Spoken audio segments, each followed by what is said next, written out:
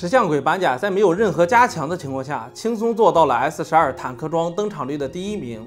是什么在吸引玩家做板甲？而板甲又依靠什么优势坐稳了登场率第1名？把结论放到视频前面省流。以板甲为核心的狗头出装模型是板甲加救赎加功能装，功能装优先级日炎约等于薄幕法袍大于兵甲大于狂徒大于适应性头盔。板甲思路非常适合奥恩神器。大亨之铠、永恒凛冬、生命盔甲、激发之匣全都是好装备。上期视频聊了生命值系统，回顾一下，以狂徒为核心的狗头出装模型是狂徒加坚定之心加龙牙，其中救赎作为优秀替补，可以临时充当任何一件装备。坚定之心的平替是兵甲、反甲，不要免位。龙牙的平替是适应性头盔、薄幕法袍。好，把目光继续放到狗头身上，打开狗头的坦克面板。狗头技能提供固定生命值，幻影师提供100%生命值，板甲覆盖双抗，剩下生命回复和减伤，一眼就是救赎的优势场景。但在 14.15 版本，龙牙可是断崖领先救赎。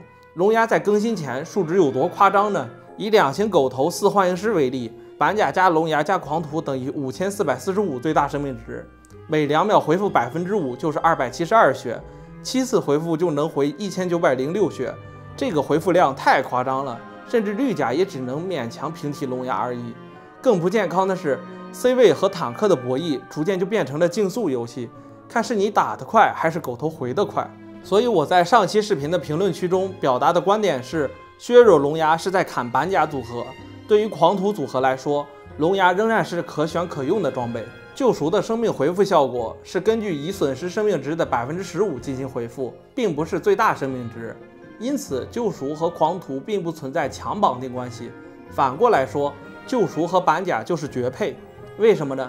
因为救赎更在乎的是每滴血的质量，而不是数量。这正好是板甲的优势领域。实战体验就是半血以下的狗头很难杀。板甲加救赎之后，是完完全全赋予一个装备格子，你做什么装备都合适，尤其适合功能装。